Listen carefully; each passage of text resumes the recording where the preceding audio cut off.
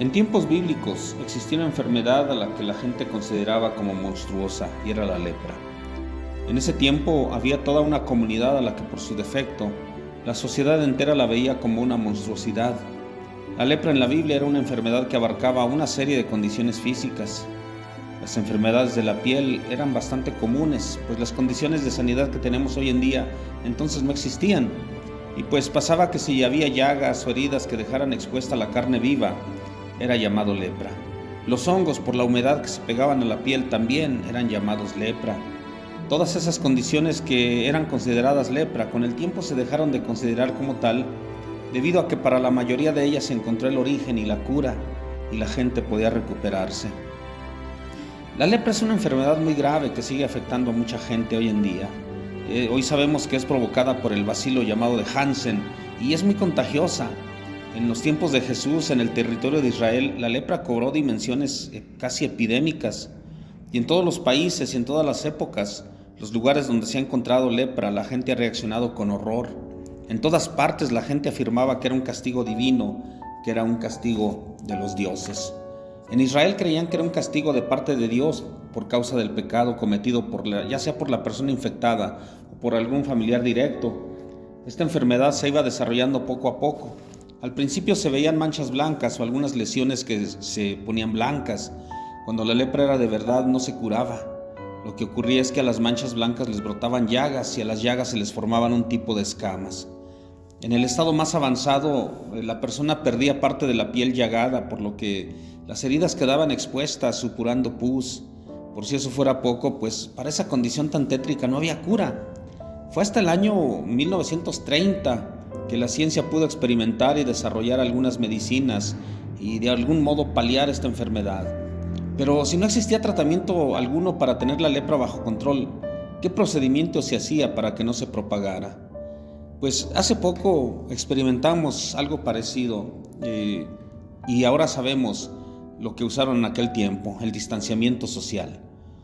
No había los adelantos médicos para entender qué era una bacteria ni cómo se contagiaba la gente, pero era evidente que si uno se acercaba a un leproso se contagiaba.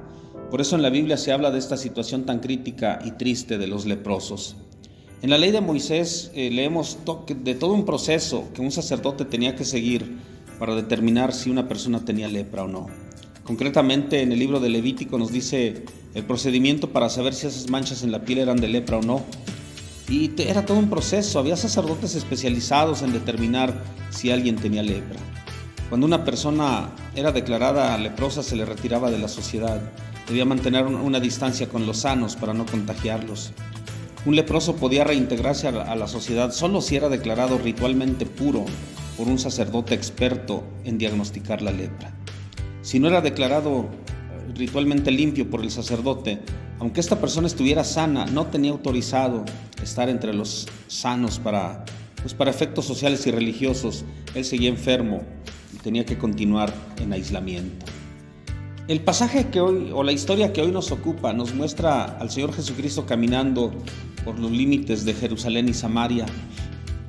En su caminar, Jesús llega a una aldea donde se encuentra a 10 hombres infectados de lepra. Estaban en las afueras y solo se acercaban a cierta distancia para mendigar comida y ropa, y guardaban cierta distancia de Jesús. Hasta ahí los leprosos vemos que están guardando la ley. Sin embargo, comienzan a gritar y así a gritos le piden a Jesús que tenga compasión de ellos.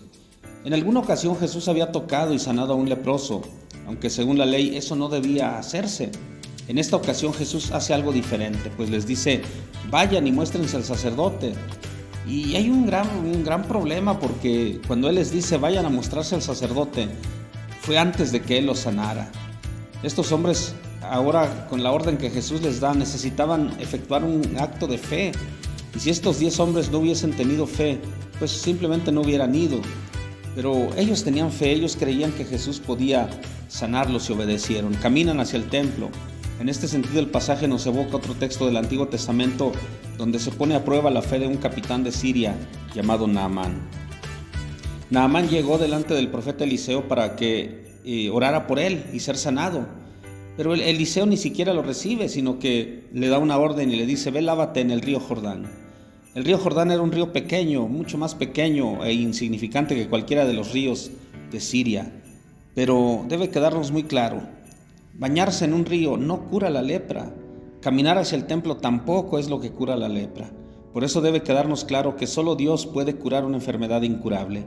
Cuando Jesús les dijo, vayan al templo, Él estaba probando la fe de ellos, así como Eliseo cuando le pidió a Naamán que fuera al Jordán a lavarse, está probando su fe. Naamán necesitó fe para ser sanado. Estos 10 hombres necesitaron fe para recibir un milagro.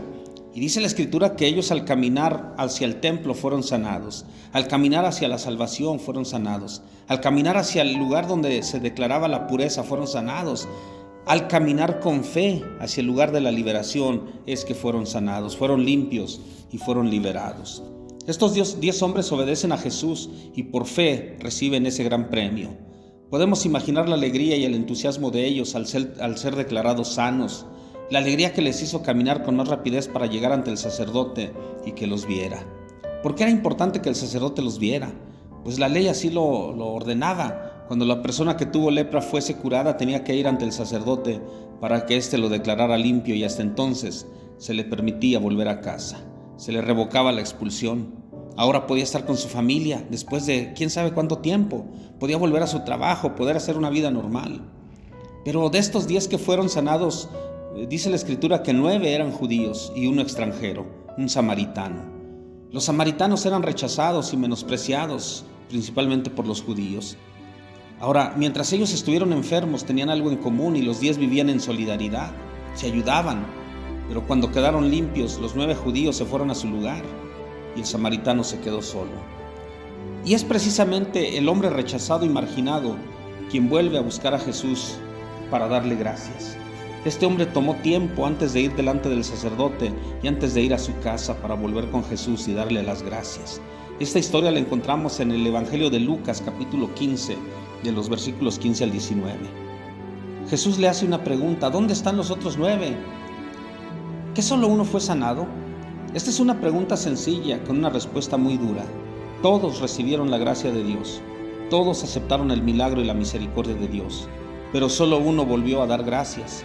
Los otros 9, cuando el sacerdote los declaró libres, se fueron corriendo a sus casas. Y uno entiende, estaban tan deseosos de disfrutar de la sanidad que el Señor les dio, que se olvidaron de volver a darle gracias.